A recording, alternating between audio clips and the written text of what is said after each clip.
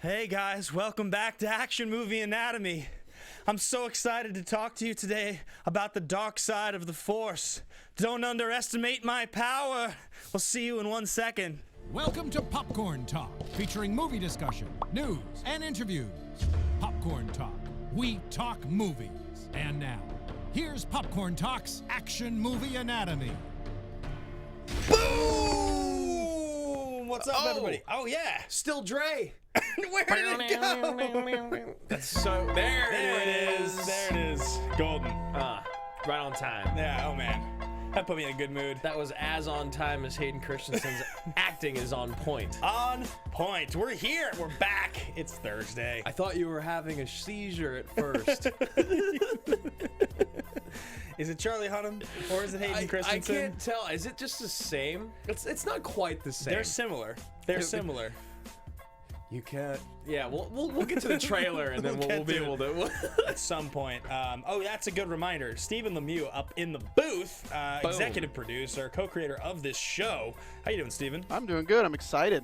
Yeah, you like this this is movie. the best movie of all time. And by that, I mean it is not. Is it the best of the opening trilogy though? The prequels. The prequels. Yeah, obviously. No. You like Phantom Menace better? You like I mean, Attack? Phantom Menace sucked, but like I can remember it better.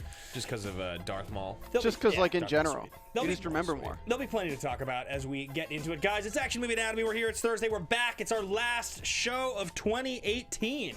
Wow. I just can't believe Christmas is, or the holidays are next week. Yeah, I agreed. I don't know why I corrected myself like that. Is today the 19th? It's the 20th? It's the 20th. Christmas in 5 days. Something like that. I need to do some Christmas shopping. I've done all my Christmas shopping. Yeah, no, you haven't. Neither have I. Amazon. I should have gotten it all done while I was in Tokyo. Like looking, I had no room in my bag for anything.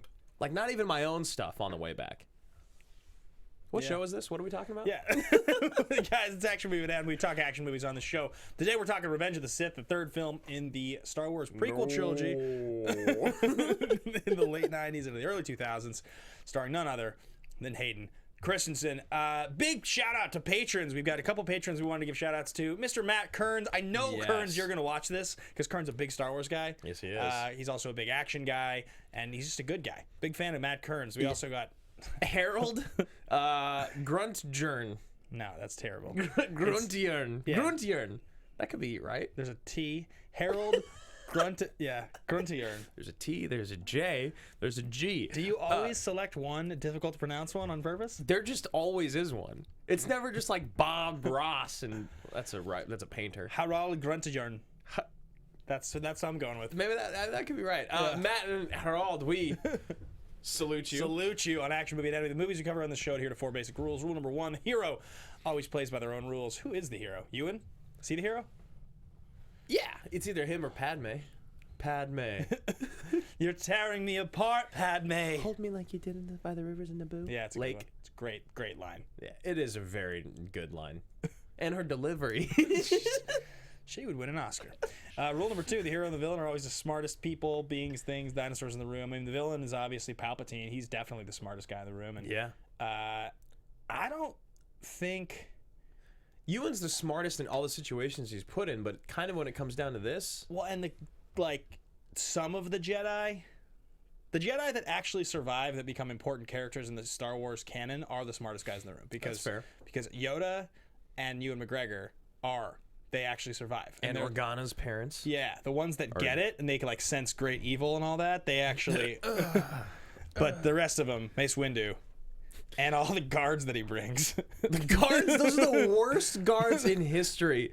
I also like... That guy was like a stand-in, hired off like Hollywood Boulevard to be a Jedi. He just stands there. Yeah. The worst, that was like one of my theses, that it's the 4 worst guards ever. Yeah. Wow, am I really sweating through my shirt already? Oh my God, you're pulling a me. Guys, everyone look, screenshot it, post it on Twitter when we ask you not to. Paul. It's very warm in here. It is very warm in here. Rule number 3, the movie is driven by police, military, political, or mercenary figure. I sense that someone is trying to betray the Force, is maybe, or whatever Windu's line is. There's some lines in this that are so bad. Oh, yeah. Oh yeah, Windu's just a gem. Yeah. The whole we could write like a dissertation on on Mace Windu in Star Wars, like everything. The fact that he's the only one with a purple lightsaber Ever. The fact that like at the time they made these movies, Samuel L. Jackson was like a blue chip movie star. He was like a real big deal. Is he the only Black Jedi? Is he? Well, probably in the later films, there's other Black Jedi. Yeah. Up to later this ones. point, though, Right. in the original trilogy, we don't. I think so.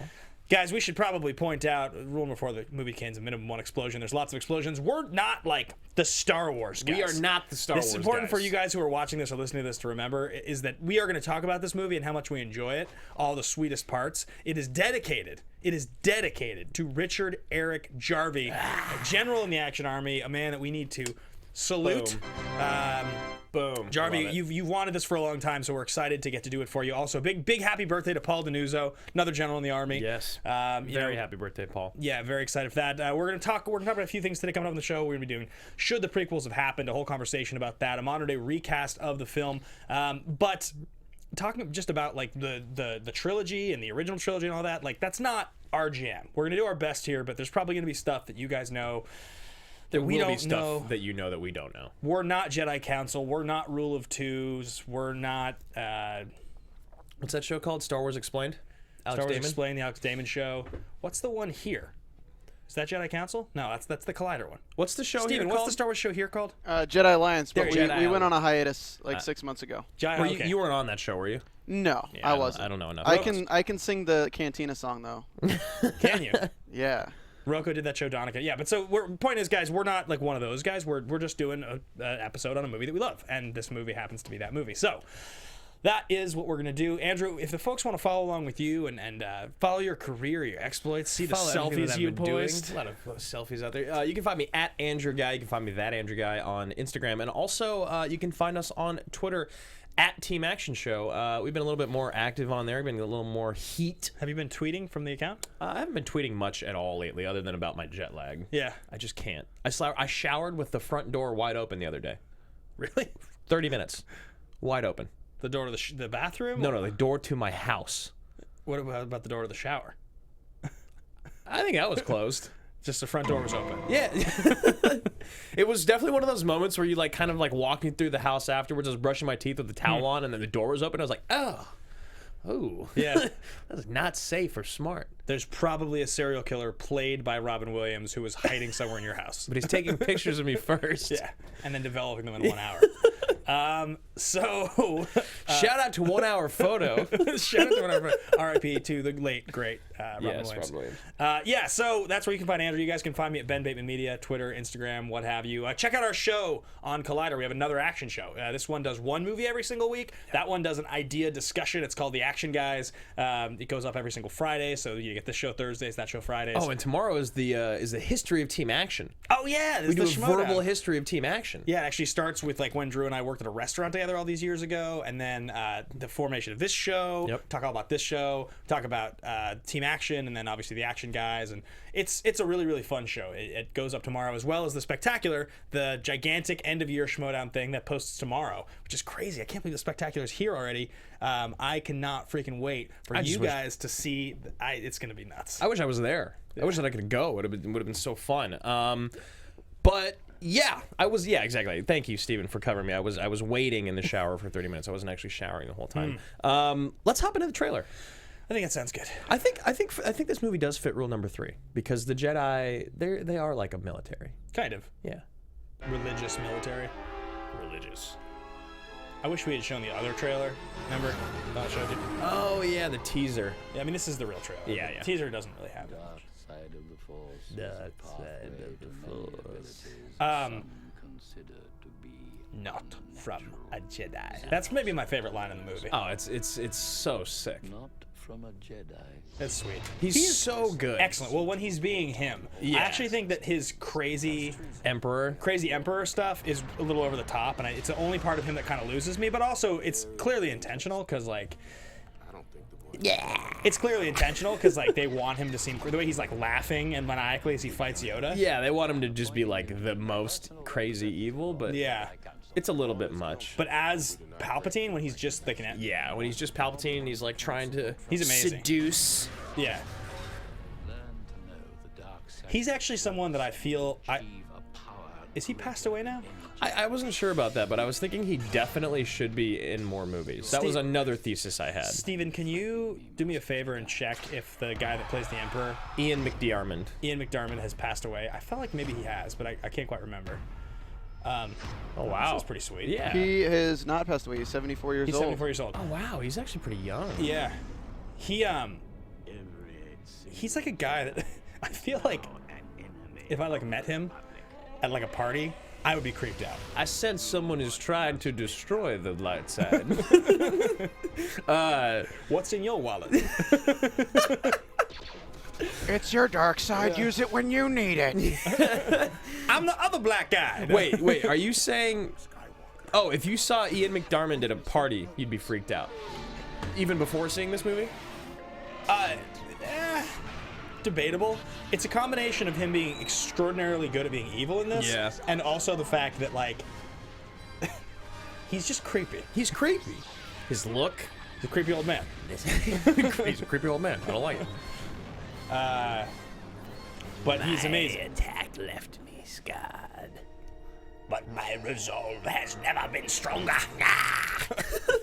He's so good. Like he's my favorite part of Jedi. Like all his scenes in Jedi. yeah. Because like all his stuff when they're on the Death Star at the end, and he's like, I'm afraid the shield generator will be quite operational when your friends arrive. You're like, oh god, I hate it. Why are you laughing? A pitiful little band. He's so Wow, a lot of people in the chat right now. Really happy about that. I mean, Excellent. Star Wars always brings people together.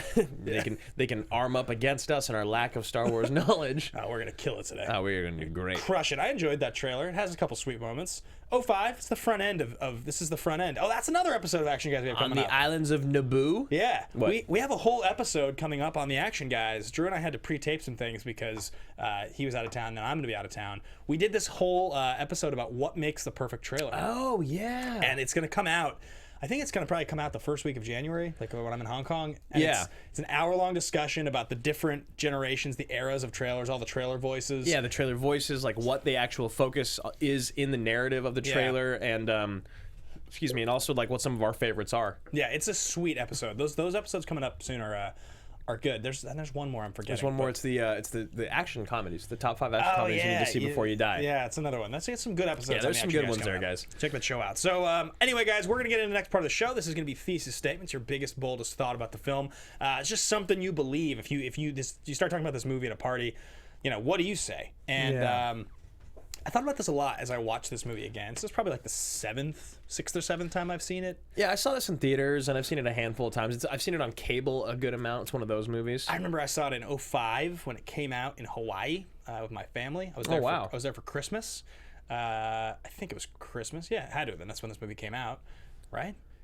I have that written down right here. It's in July, right?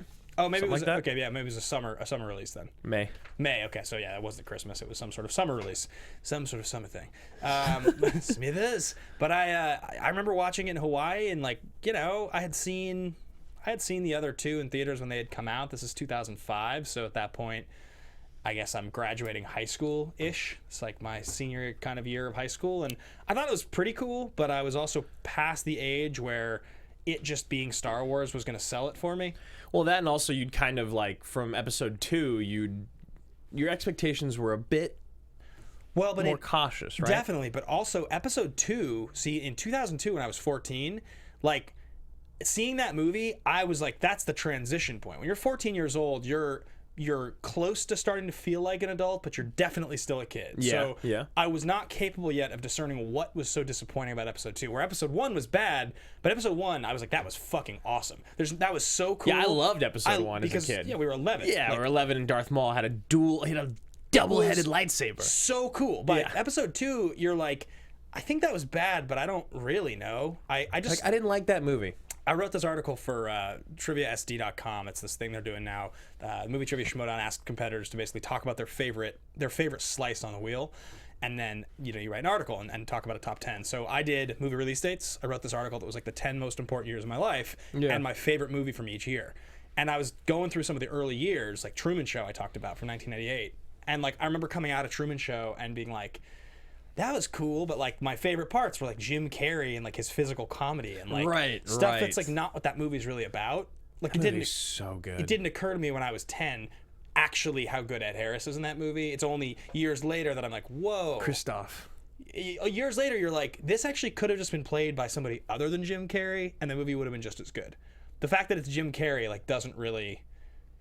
You didn't need like the Jim Carrey. You didn't need his like physical comedy stuff. No, you didn't need his actual physical comedy. You needed his dramatic chops, which is one of the great. I mean, we talk about you and I have had this conversation a lot recently about how the greatest comedic actors make the best dramatic actors. You pulling a straight me? It's just one spot. It's just one spot. You can just say you spilled Uptime on it, guys. Buy Uptime, sponsored.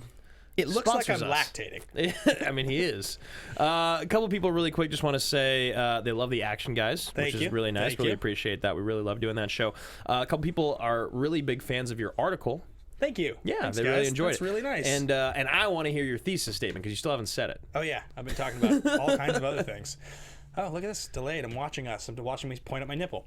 And I am as well. Okay, here's my thesis statement. So You is guys everyone ready? at home. My thesis statement is that the casting of Hayden Christensen as Anakin Skywalker is the most misunderstood casting choice in film history. You dropped your pen. Yeah. Let me explain. Okay, you need to. God damn it, let me finish. God damn it, let me finish. Because I feel like it's not just being misunderstood. I feel like he's actually just a bad actor. Okay, Hayden Christensen is a terrible actor. Okay, thank you. He is not good. I am the white ghost. He's a bad actor, and he ruined this trilogy. But if you go back and watch this film, and I just did, what I found was, like, all right, you know those kids that you knew in high school or elementary school even, and they're insecure and they're weird, they're a little off. Yeah, Jeff Short. I remember Jeff. Is Jeff Short? He's just a kid I went to high school. Like, when you say that description to me, immediately that kid pops in my head. It's something about they have a level of like when they talk, they sound like they're trying to sound more confident than they really are. They sound like they're trying to sound smarter than they really are. And like they always feel a little weird. They're just trying too hard. They end up being a weirdo. Like, yeah. Obviously, I've never known somebody who's turned out to be one of these like horrible school shooters. But like those are the stories you hear. They're like these weird people. Right. Anakin Skywalker is a mass murderer. He murders children. That's what he is. He is the weird guy that you know who's a little off that turns out to be actually a horrible villain. So I'm saying, I mean, he kills all the younglings. I mean, he's awful. So when I watched it this time, I was like, his like weird stalkery stare that he like stares at Padme with, the way that he talks, the way every line he delivers like sounds like he wants it to sound cool and decisive, but it's not. I think that he accidentally actually just is the perfect casting choice for Anakin Skywalker. Yeah, we want him to be really appealing and like we want to love him. We want to love him because he's Darth Vader. Like you wish that you wish he made you feel like Luke or Han Solo makes you feel. But he's a villain. He's not supposed to. He's supposed to be creepy and weird and hard to watch, and he's supposed to make you feel uncomfortable. And his acting makes me feel uncomfortable. It's terrible. But aren't we supposed to be like rooting for him a little bit, like throughout? Like he's just okay. But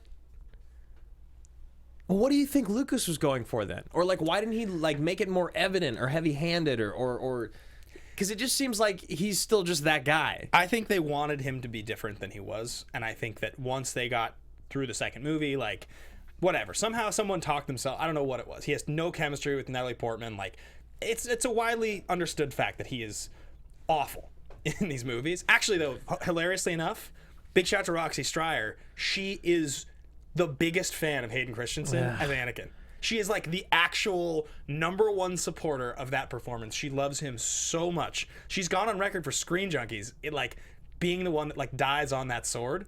Like I understand that he's supposed to be the bad guy. I get it. Like Darth Vader's supposed to be a psycho. Yeah, right. But like at the same time, isn't Darth Vader the most like coolest villain of all time? Isn't he the villain that we all like were kind of rooting for? If it was a better casting choice and the performance was better, maybe these movies would be better. Maybe. I don't know. But the point is, when I go back and watch it now, the fact that he is the butt of the joke is correct. Can I change your thesis statement? Yeah. I want to change your thesis statement to not he's the most misunderstood. I think he is the scapegoat of the prequel trilogies. Yeah. Oh, I don't think this. If he was the greatest actor in the world, I don't think these movies would be still like viewed as great. Like it's Right. not his fault. It's fair. No, I agree. A lot of it's the dialogue. Like Lucas doesn't write great dialogue. People agree with you in here. Yeah. Like a handful of people are saying they agree. You know, Jarvis saying he agrees. He's saying he acts so well in the scene where Padme says that, you know, she's pregnant, and people say, yeah, you know, he's supposed to be a villain. You know, you want Darth Vader to be a psycho. The stare, all these things. One thing though that I just can't get on board with here. Hayden has stated that his voice was robotic because he was trying to emulate the Darth Vader voice, which is like. Still just sounds like you, bro. That's like Tommy Wiseau saying that he meant to make The Room as a dark comedy. Yeah, which right. was like it's just like the saddest thing. So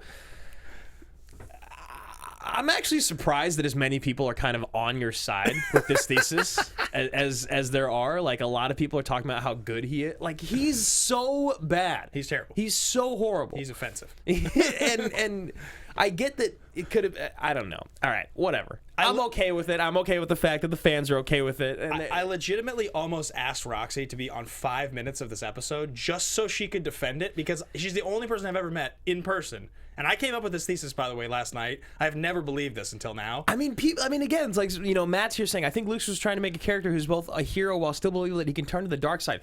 He could have done all of that just being a better actor. I agree. He like just the way. Okay, all right. As long as you agree, I'm fine with that. I think it's unintentional, but I think that he's brilliant. Yeah. I think you should aspire to be Hayden Christensen in your acting career. All right, so what I'm saying as moving on from my that. thesis is that never has any content creator, director, writer ever been so revered for the exact same entity that they've been so despised for. Yeah. Like even Danny Boyle in Trainspotting 2, even Spielberg and the Kingdom of the Crystal Skull, nothing was quite as offensive as George Lucas doing 4, 5, 6, and then 1, 2, 3. There has never been. I just can't think of it. Right. And if there has been, please tell me, because I want to know and I want to go watch why they're so great and why they're so bad. Now, who knows with Cameron in the Avatar movies? Could be bad. Could be real bad. Well, here's what I will say about that. So, Lucas only directed Star Wars. He didn't direct Empire or Jedi. Yeah, right. Right? I believe he didn't direct Jedi. Somebody else directed Jedi. Yeah, I think he just directed A New Hope. I want to find out who directed Return of the Jedi. That would be a Schmoes question that I would miss if I was asked. Unless it's just also... Okay, Richard Marquand. Yep, would have missed that one. A lot of people are driven. Look, I know a lot of successful people are driven by anger and revenge. That's why I love There Will Be Blood. That's why I'm angry. I want no one else to be happy. Can we do that movie at some point? I definitely not by these standards, but like maybe we could do like a best of Daniel Day-Lewis on the Action Guys. Do you think that if we at episode 200, if we changed this show from Action Movie Anatomy to something else, like a different genre but same format, we could get more mileage out of keeping the show going? At a certain point, we're just doing dramas anyway, but Right. like, Because we're running out of good action movies. there will always be like, if we're gonna bend the rules and do Prisoners or Pulp Fiction, like we can do it. Yeah. But I wonder if we were to revise the format slightly and like, I don't know. We'll have to talk about it. Could People be are saying interesting, he force ghost directed. They're just saying he ghost directed. though. Oh, the third one. Lucas did. Yeah. But he actually force. What's that called again? Force Ghost. Force? No, that's not what it's called. When you're a Force Ghost. When you're like the white ghost that's over here. No. The white The ghost. white ghost. No, the thing that they call it at the end of The Last Jedi. I mean, not the of Rogue One. It's Last Jedi. Force. See, this is why you could never watch. This is why we could never compete in Star Wars. Naga. Yeah. So I don't know. I don't know if you guys agree with that. Let me know if you guys feel correct about that or not. If there's another director that did something really, really great and then did something terrible, but it does just feel like for someone to have done so great with 4 and then I guess Ghost Force. What is the word? Oh, here you go. Yeah, so you got some. So we got some suggestions here from Rats and King. Jackson with Lord of the Rings, and then The Hobbit. That's a strong one. I mean, the Hobbit movies are very bad. Yeah, but they're not. I honestly don't think they're like as appallingly bad as They're still watchable. I actually like the first and the third one. Yeah, and then the other suggestion here was the Wachowski brothers, now sisters, with Oh, that's Matrix fair. sequels. That's actually pretty fair. Matrix 2 and 3 are very bad. Those are real bad. I still actually think that the Matrix 2 is a decent enough film. Was that the one with the architect at the end? Yeah, and the one with the twins. With Yeah. Whereas 1, 2, and 3 are just like maybe the worst things ever. Attack of the Clones is maybe the worst thing. Force projection. Thank God we have fans because it was driving me crazy. You mean Force Ghost? You mean Force Ghost, where you're a ghost in the forest?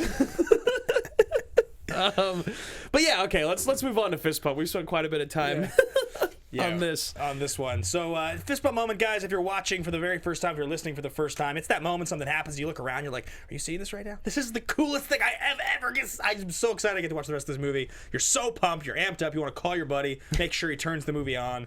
I think for both of us, it's got to be in the last 45 minutes somewhere. Yeah, well, it's weird because you actually said mine earlier.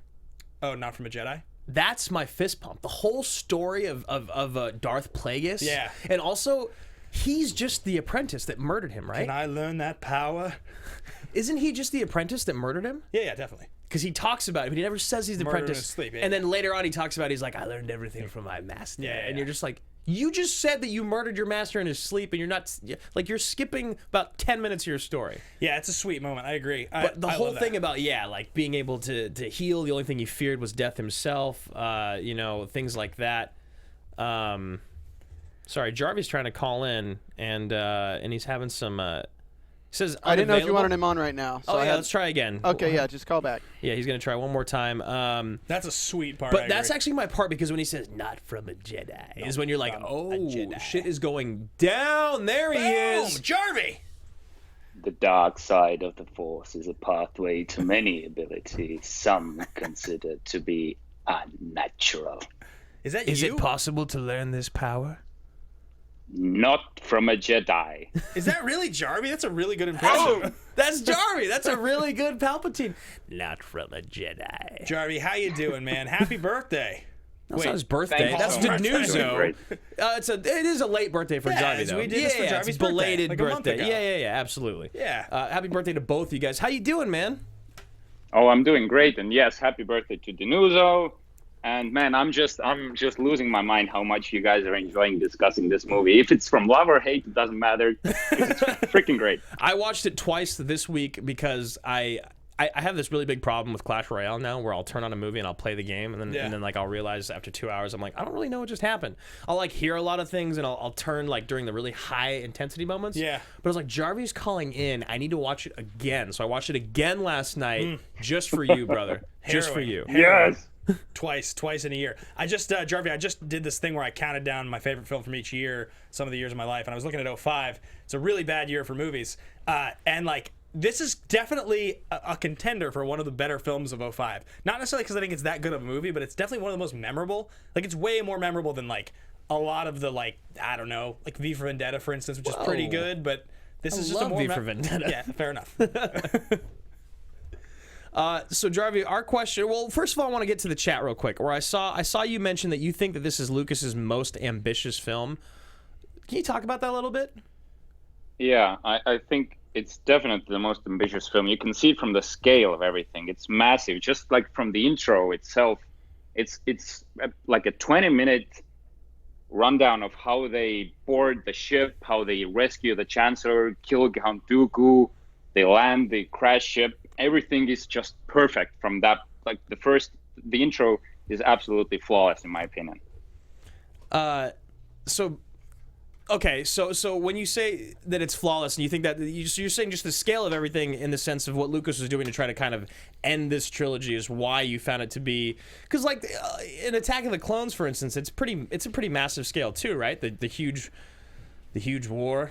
Jar Jar? It is definitely, but I think that the fact that this sort of like if we take the original trilogy, it's like destroying the Death Star. There's an attack, everything. The new trilogy is doing the exact same thing, pretty much. Okay, The Last Jedi was a nice change up, but the prequel trilogy did an entirely different thing. The storyline and the structure of the story was completely different, and they even went into the politics and like the Senate hearings. I know a lot of people hate the Senate hearings, but it was very different for a Star Wars movie to go into politics like that. Right. I mean, trying to really, that whole world building stuff, trying to really show us why people are doing what they're doing, where it's driven from. I think that is a really interesting part of it. And if you love Star Wars lore, there's probably a lot more meat on the bone with these prequels than a lot of people sort of want to care to admit. Definitely. Yeah, there's quite a few Easter eggs also in there. Did you know that there's actually a Millennium Falcon in a scene in Revenge of the Sith? No. Where? It's an overview of when the ships are landing on Coruscant, and there's just a tiny slice of the Millennium Falcon going into a hangar. Huh, weird. Okay, so out of all the movies, Jarvie, and this is we'll get to your fist pump in just a second. Why Revenge of the Sith? Why, out of everything that you could have chosen and all the movies, like Over in Barouge is another one that we've talked about a bunch. What was it about Revenge of the Sith you're like, I need this on the show? Yeah, why not Pearl Harbor, man? Keep going. Oh, yes, Pearl Harbor. This is going to... never mind. Anyway, so, when I was a kid, me and my childhood friend, we actually learned the moves of the final fight between Anakin and Obi-Wan. We actually made you can wooden do that many swords. We learned the choreograph, everything. We did the fights. We filmed them, and we wanted to add the lightsaber effect later. We actually failed to do that, but we had the quotes, we had the moves, we had everything.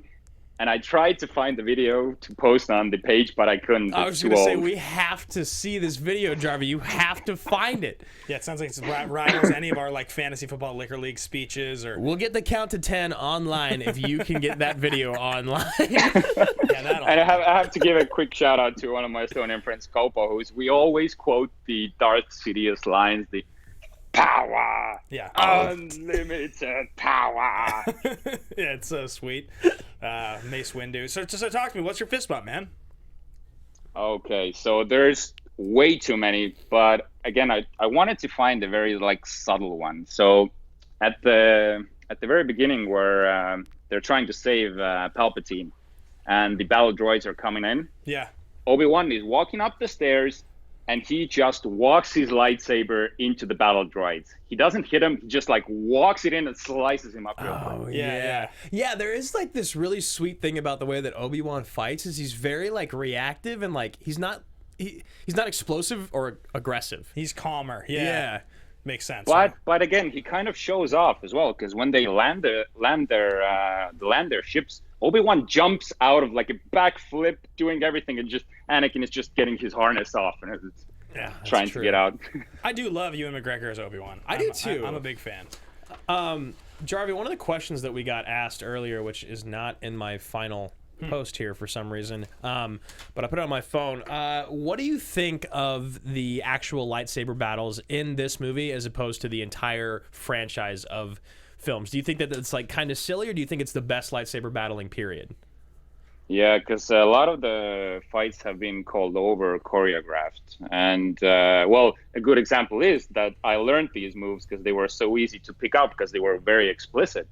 But I kind of think going back to when Ken Knapsack did the Jedi Alliance show is the times were different, and the Jedi were in a very different place. It was the high time of their like rule, so to speak. So their moves and everything, it was like dance-like. It was sort of different. So I think in that sense, it kind of fits the movie that the fighting is very, very out there. Compared to the original films where the fighting is a little bit more primitive, but that's like much exactly later. And some of that's just hard to justify or explain, obviously, because it's such a different time. And like the original Star Wars film, the lightsaber battle is so simple because like it was not because it was like it was the fact that you even had a lightsaber on screen that was kind of the mind-blowing thing. Now it's like we had a lightsaber for so long, we need to kick it up a notch. Yeah. Oh, and then the other one that I really like that Ben and I are going to talk about as well, but I'm going to ask you and then we can get to your recast and we'll have to let you go. But the other thing that someone mentioned was, would you be interested in an Obi-Wan movie? Since we had a Solo movie, are you kind of surprised that they went the Solo route as opposed to the Obi-Wan route when Obi-Wan with Ewan and Alex have been so awesome? Yeah. So one of my fist bumps was also the very ending where Yoda tells Obi-Wan that an old friend has found a way to connect with the Nether Force, and he's like, Qui-Gon. Yeah. And I think that's like the only spin-off that I wanted to see was the Obi-Wan spin-off. So I think it would have worked so well if they could have brought back Liam. So I want to do some improvisational comedy.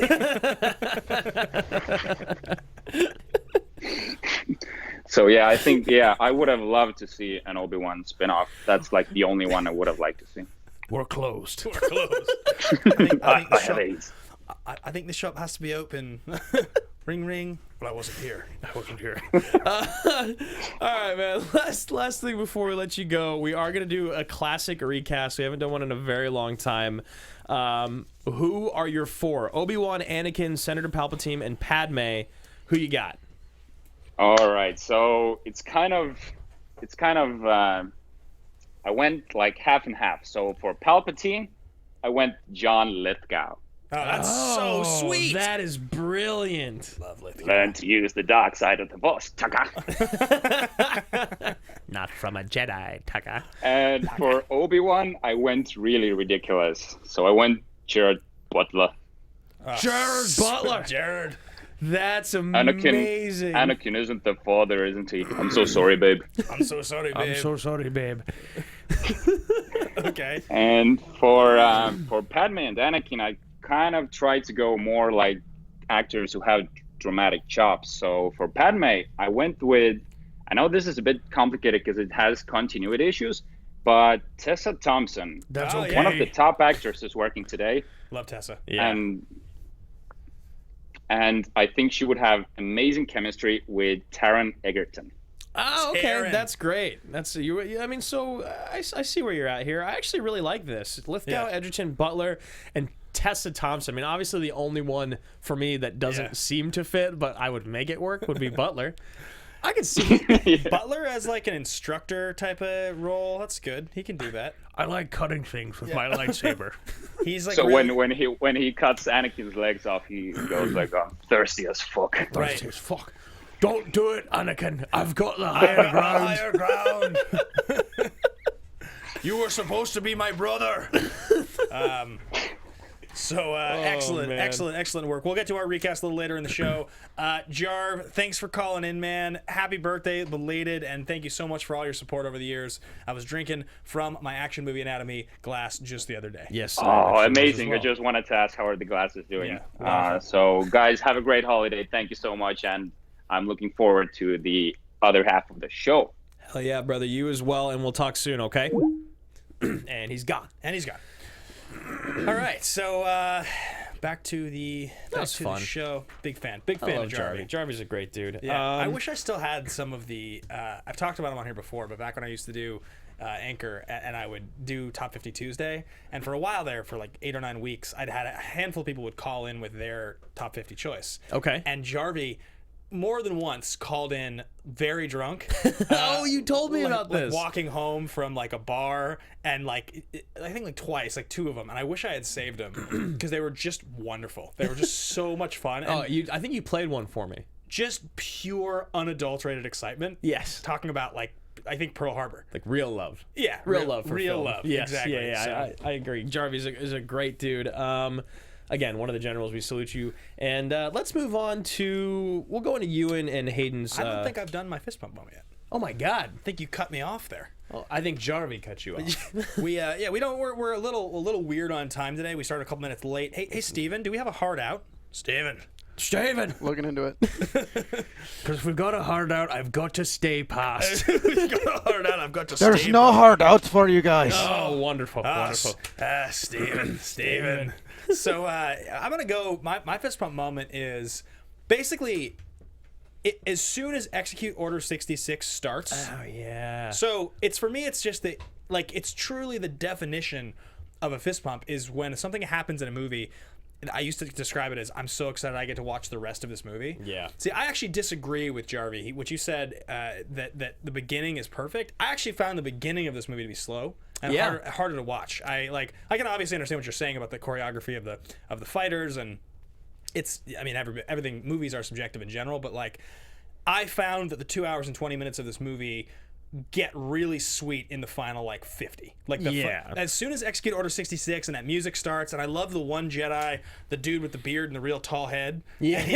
And he's running, and then the guys stop behind him, and he does that thing where he looks back for a second, and this is like, go! And they just blow him up. Yeah. And then the Jedi all start dying. It's sad. It's sad. It is but sad. it's affecting. And then Anakin, as he marches on the Jedi Temple with all the droids behind him. There's so many of them.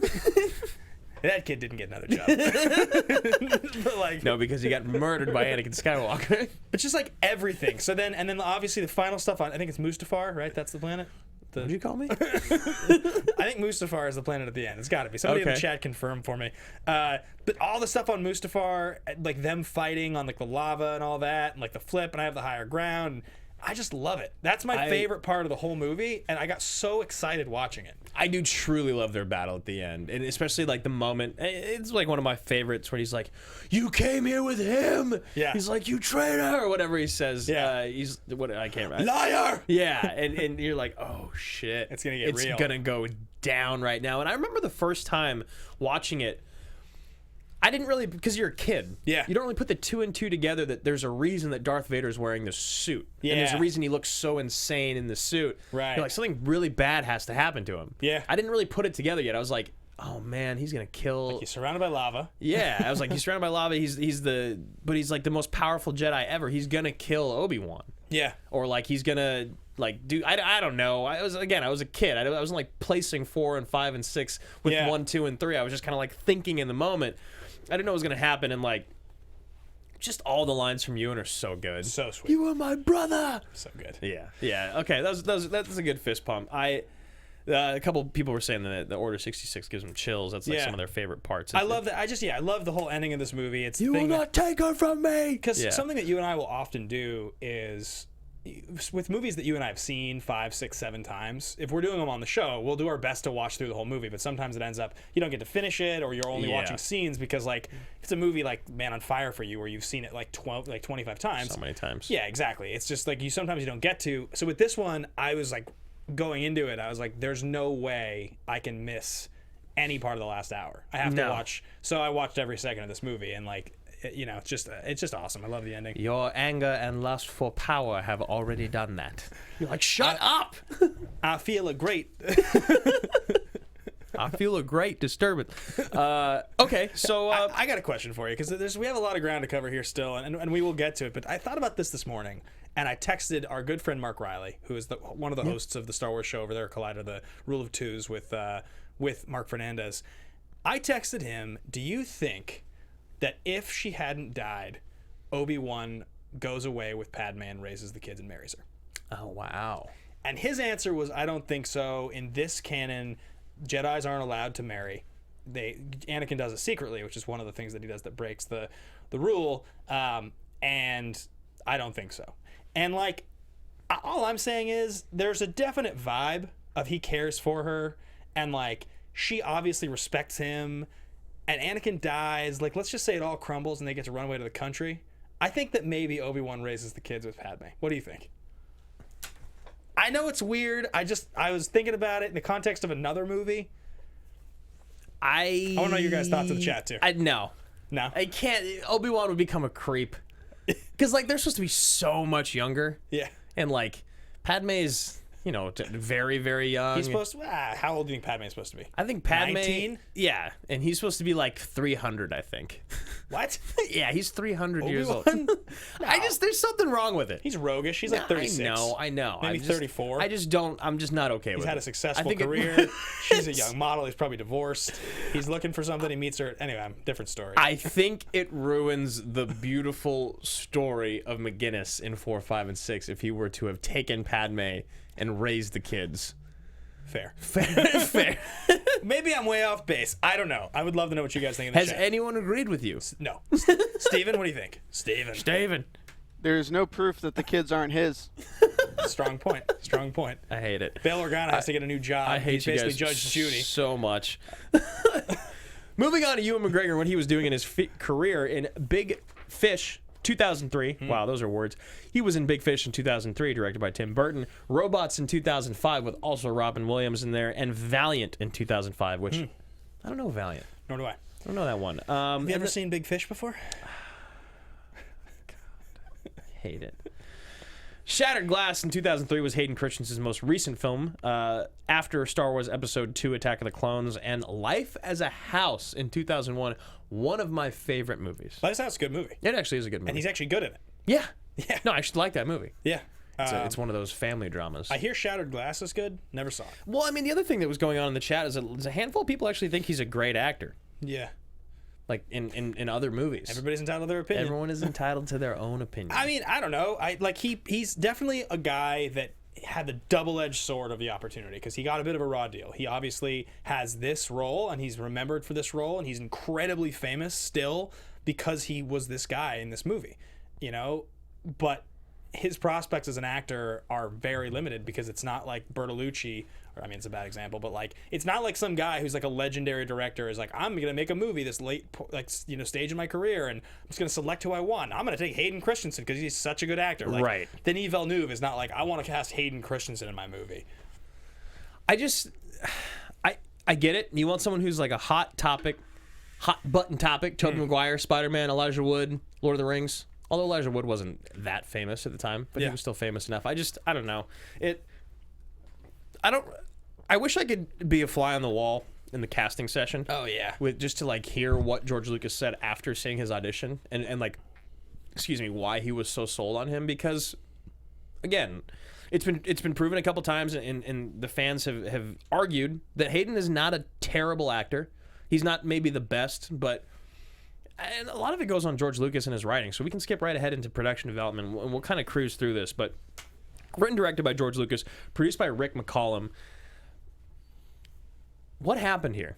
Like, why? I mean, what is it about Lucas to where he could do such a great job with 4? Is it just because 4 was the beginning and he created everything and he didn't really have to go anywhere from it?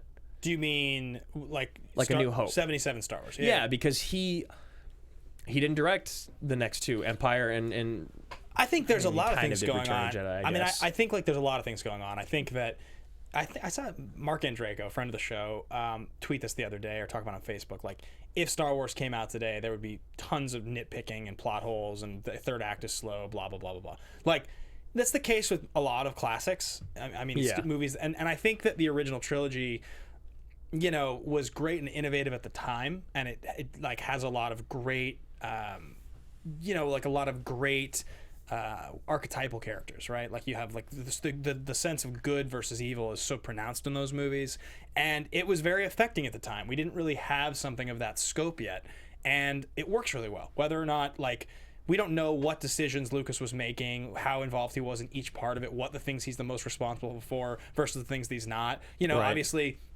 Lawrence Kasdan having written the second one is a big deal, and you know, Kirshner and all that. Like, there's just a lot of different things that make that original trilogy sing and its best moments.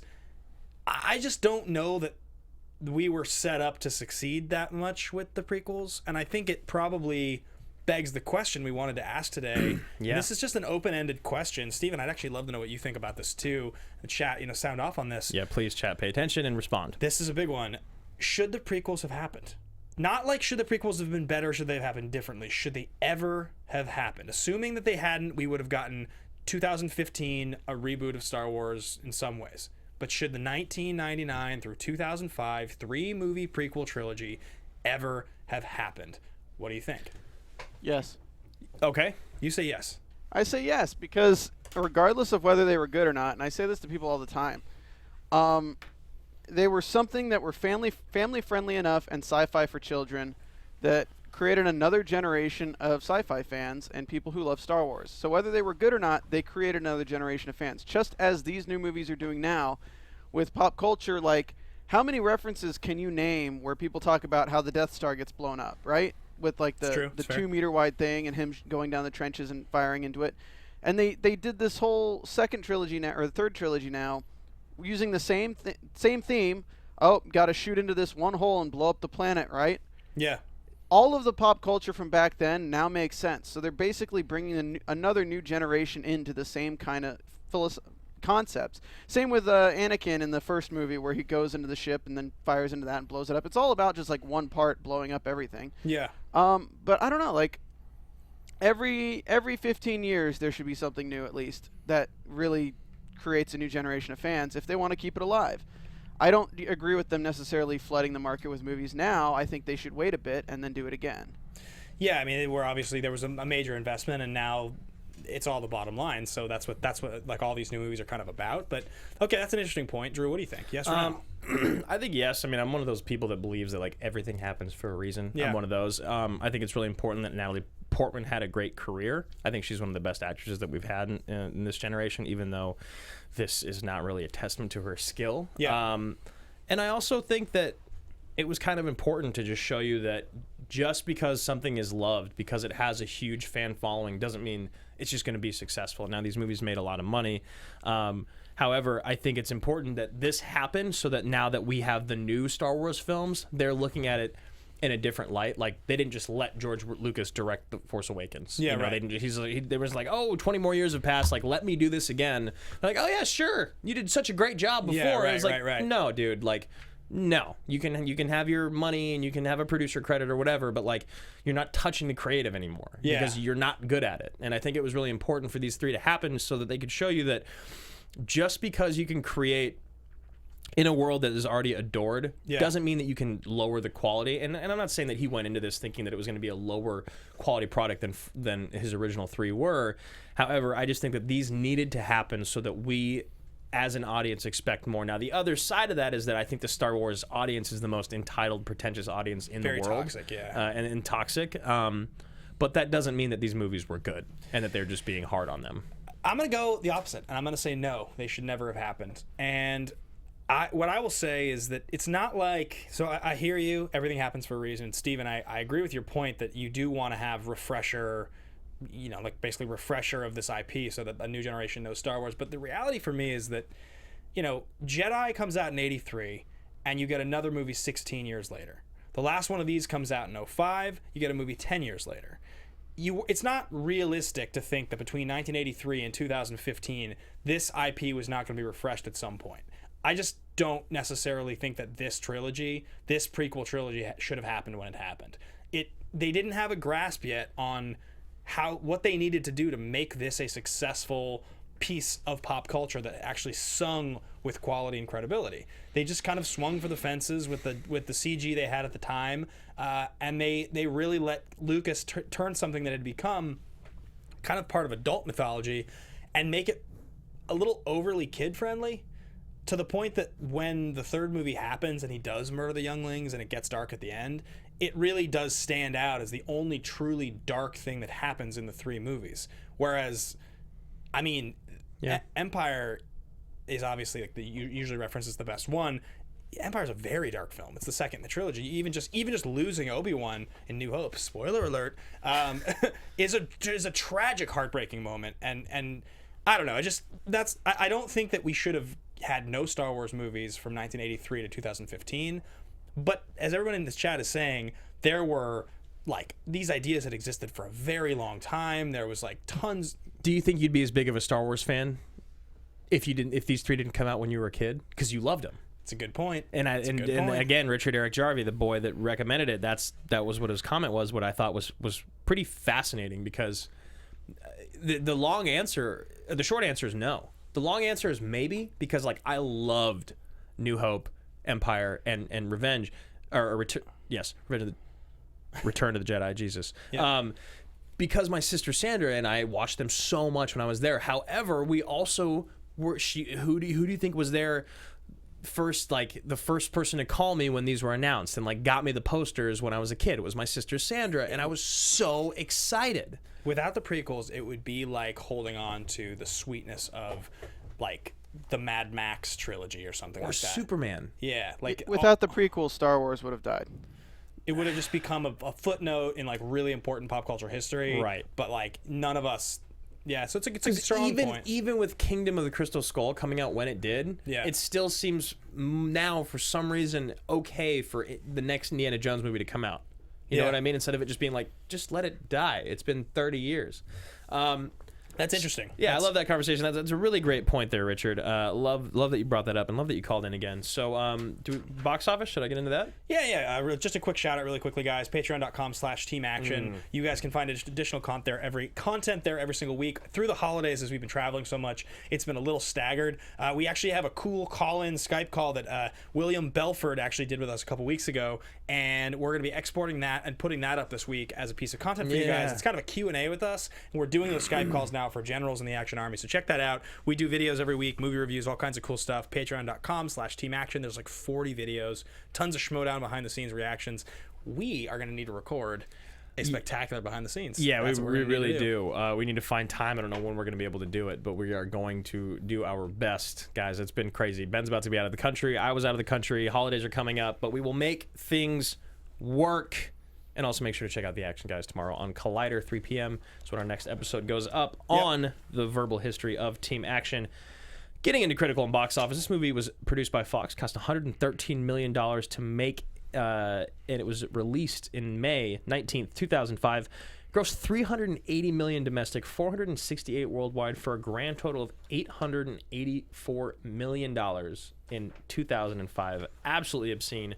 Making just over $100 million, making $108 million its opening weekend. 7.6 on IMDb, 79 by all critics, 67 by top, and a 65 by audience. Makes sense for Star Wars. You know, again, usually the fans are going to be more critical than the top critics in this world. What's your favorite line?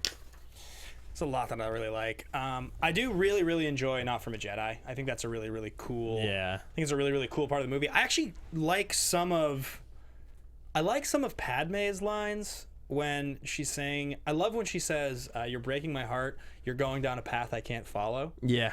As bad as some of her acting is in this movie, and as like questionable as their relationship is, like they have no chemistry whatsoever. None. By the way, who's the creepier stalker stare? Is it Edward Cullen or Hayden Christensen as Anakin? Who's worse? Robert? I think it's Hayden. Hayden's got more of a stalker stare? Well, yeah, because Roberts are so dead, you're like, maybe he's just an idiot. Whereas Hayden, maybe he's thinking about birds or something. Whereas Hayden, you're like, that guy's going to follow me home and kill me. I'm thinking about birds, Padme. You're tearing me apart, Padme. No, I think her lines, I love when she says, you're breaking my heart and you're going down a path I cannot follow. I just love that because it's like, it's a heartbreaking moment, because what you realize is that if she was to survive and he was like this, his crazy moment, he came down from it, right, they'd break up. Whoa, I need to chill out. Sold the light. Sorry, it's getting out of hand. They would break up because like they don't even share the same political views anymore. You know what I mean? They don't even share the same political views anymore. He's power hungry. They don't vote for the same party. Right. It would go to hell. She'd be a single mother. Oh, they would break up. Definitely. Yeah, 100%. And I do love that line. Yeah. It's like, he's the father, isn't he? Yeah. Oh my God, I'm so sorry. I'm so sorry. Let's do some improvisational comedy. I love that line though. He's just, I'm so sorry, and he walks away because it's just like he knows it's all like everything's bad. He knows it's about to end. He's gonna have to kill him. Yep, and yep, she's gonna be a widow, and then she's gonna die. And then I actually think my favorite line is the end of it is not from a Jedi, obviously not from a Jedi, but the whole speech about Darth Plagueis, the Darth Lord, the Sith legend. Oh, the Jedi didn't tell you. Of course they wouldn't. He could influence the midichlorians so that he could create life. Midichlorian count is off the charts. I tell that to girls at bars. Midichlorian count's off the charts. Get away from me. I love that speech. It's just like, it's so well written, and it's just so pointed towards Anakin losing Padme. It's probably the best writing, I think, from Lucas in this entire film. Yeah, that speech. That speech. But I love that speech. That's definitely my favorite part. And also, Love Me Like You Did by the Lake of Naboo. This is a great line. That's it. Great line. I don't know how many times I'm going to have to say it in this episode for someone to pay attention. AMA questions, it's tough because there was the ones about the lightsaber fighting and whether or not we want an Obi-Wan spin-off. We're running a little low on time, so do we do our recast or do we scrap recast because Jarby had such a good one, and then we just do answer the questions? He had a terrific recast. I think we could probably do recast. You want to go first? Sure. Yeah, I can hop into recast first. Obi-Wan, I went Gerard Butler. No, for Obi-Wan, I had to do it, and it seems so easy, and it's just a throwback to times of old. Michael Fassbender. Classic. He's just so good at being Magneto that he could do some sweet stuff with the Force. You keep going. Oh, you want me to keep going yeah. through? Oh, okay. I'm going to do my whole thing. So then for Anakin, I love that you did Taron Egerton because I went Ansel Elgort. We were kind of in the same boat. Ansel. He's a few years older than Hayden was, but he also has like such a baby face that I think he could pull it off. Yeah. And plus people like, I almost went Tom Hiddleston. Yeah. But he's just like a little too goofy looking. Oh, you love Hiddleston. Yeah. Yeah. I don't know. It didn't work for me. So, and then Senator Palpatine, I went with, who did I go with? Old and Crazy. Oldman. Ah, sweet. I love. You went Oldman? I went Oldman. Oldman, I think, would be super sweet. And then for Padme, I just had to recreate Baby Driver. Yeah. Yeah, Lily James. Sweet. She's great. I love her. And they have great chemistry. I went yes. with a favorite of yours, Alicia Vikander. I knew it. I knew if I didn't use her, someone else would. Damn it. Well, the hard thing about this is assigning actors to the Star Wars franchise in modern day. Right. A lot of the ones that fit the best have already been used. So, like Ben Mendelsohn, for instance, is totally on my radar, but he just already has been used. Right. Oh, yeah, I know. There's so many people that Felicity have been in Jones the actual world. Is another one where I'm like, I could use Felicity Jones for this, but like she's already been cast. So, oh, here we go. Jesus, what is this? We have another call in. Yeah, you want me to take it? I guess. No, I don't know who it is, so let's not. I don't either. Okay, yeah, we got to hold on this, I think. And so whoever's calling in, if you want to let us know in the chat, we're almost out of time here, so I feel like we got to... I don't know how... I mean, no one... I don't know who it would be. All of our fans would have told us. It's probably Gerard Butler. It's probably Jared. Jared, you calling? Yeah, if that was one of you guys, let us know. Unfortunately, we probably won't be able to take the call, but I do love if you have the number and you're calling. Yeah. So Vikander was I'm going to go for Senator Palpatine, Paul Bettany. Vision himself. A lot of makeup. Yeah. You make him a little older. I think he could do a really good job with it. Now, also, unfortunately, Paul Bettany dislike that. also has been used in a Star Wars film. He's in Rogue One as the villain. Yeah. So, but I just really like him. Wait, Bettany's in Rogue One? Is the villain? Isn't Bettany the villain in Rogue One? No. You're thinking of... Solo. He's the villain in Solo. Oh, is he? He's the bad guy. I haven't watched Solo, so I wouldn't know. Yeah. So, but I went anyway because I think he would be sweet. I go for what's it called? For Anakin Skywalker, I went Nicholas Hoult. Okay. Yeah, that was a few people said that in the chat. I think that's a really good one. Yeah, I think he could pull it off. And then for Obi-Wan Kenobi, I went a little older. I went Josh Brolin. Thanos himself. Oh, I love it. Put a beard on Brolin. Someone also said Obi-Wan could be sweet as Christian Bale. Oh. I love both of those, honestly. I didn't use Jackman. I should have used Jackman. No! The Force! I love it. Heath Ledger as Anakin. Yeah, that would be nice. Somebody just said Bettany would be a perfect Obi-Wan. That's a strong point, too. I really like that. I was actually going to say I think he could play Obi-Wan as well if he weren't. So, great. I love doing recasts. It's been so long. Been there 3 action movie categories. Totally ridiculous, totally legitimate, and ridiculously legitimate. They kind of explain themselves. I think this one is ridiculously legitimate. I think. Is it? I think it is, right? Like, it's enough in the Star Wars world to where I can, like, kind of buy in on enough stuff. There's no Jar Jar running around like a jackass. Anakin murders a bunch of children. There's, like, some pretty serious shit in this. I'd go ridiculously legit. I'd go in that category. I kind of wanted to call it totally ridiculous, but it has enough legitimacy that I think if you can't do that, I think you lose me if you do that. And it would be, someone said Andrew Garfield for Anakin, and it would feel wrong if you said it was just totally ridiculous. I mean, totally legitimate. Yeah, there's just parts of it that are just not entirely legitimate, and part of it is just ultimate, absolute power. He's amazing. He's really good. I mean, there's a lot of moments we haven't really talked about that moment a whole lot, or there's just like a lot of moments in this movie we skipped. But I sense someone is trying to overthrow the Jedi. What's in your wallet? What's in your wallet? Yeah, I mean Yoda fighting the crazy Emperor, Yoda jumping and slicing those dudes' heads off. Plumber being a Jedi and Sauron and like a war hero. Not Plumber. Not Plumber. Christopher Lee. Christopher Lee, yeah, being Sauron and a Jedi and like all the 50 other things that they. There's a meme out there of it, but he's sweet. He's super sweet, and I actually love him in the beginning. Yeah. The windup of Grievous is someone wrote is the anticipation of the fight between Grievous and Obi-Wan the best part of the whole movie, which is like Count Dooku also taught what is his voice of Count Dooku also taught me your powers, and he like Count Dooku also taught me your powers. Yeah, there we go. And then he like starts spinning the lightsabers. Yeah, that's sick. I almost just started singing the Cantina song. Don't do that. Bow. Reading the chat, Ben and Drew. Yeah, I know Ben started to read the chat. I never did 3 years later, you started to read the chat. If you could just make a document and share it with me with all the comments, that'd be great. That'd be great. Everyone agrees with us. It is definitely the middle category. If you guys argue either way, let us know really quickly because we are about to get out of here. So, there's only one thing left to talk about on the show, and that's going to be the pitch. So, this is a weird one. I think this is where we take a couple minutes to talk about a little bit of a 2-minute State of the Union of this show, because a couple things going on. We're quitting. Yeah. Well, no, we're not. The first thing is we're going to hit 200 episodes pretty soon. I think we're probably something like 3-4 months away from it. Drew and I have done the show for, it'll be 4 years in the spring. We've barely missed any shows. And our schedules are getting harder and harder. So we're doing more pre-tapes, more guest hosts. Yes. I'm going to be in Hong Kong for 2 weeks, so Drew's going to do probably 2 shows without me. We will be taking next week off. Next week we won't have a show because it's Christmas week. Yeah, but we also have the following week.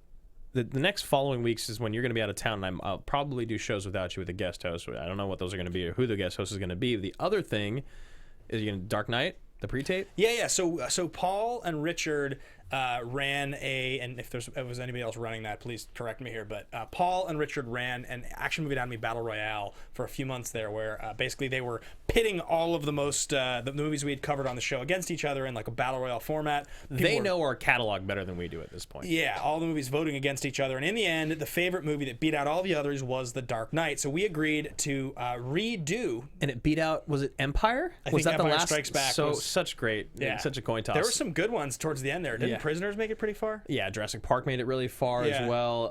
But yeah, so we promised that you guys, that we would cover it again. So it felt wrong to cover it again while you were out of town. We'll probably come up with a different way to do a Dark Knight episode, so we don't just do it the exact same thing. Yeah, we'll probably come up with like a better way to do it, but we'll come up with some cool format, and we will do that. That'll be something that happens in the new year. We also need to kind of figure out what those movies you're going to cover are going to be. So we'll have that conversation. I would say the best way to be a part of that conversation is to go be a part of the Facebook fan group, Action Movie Anatomy on Facebook. It's probably about 1,500 people in there.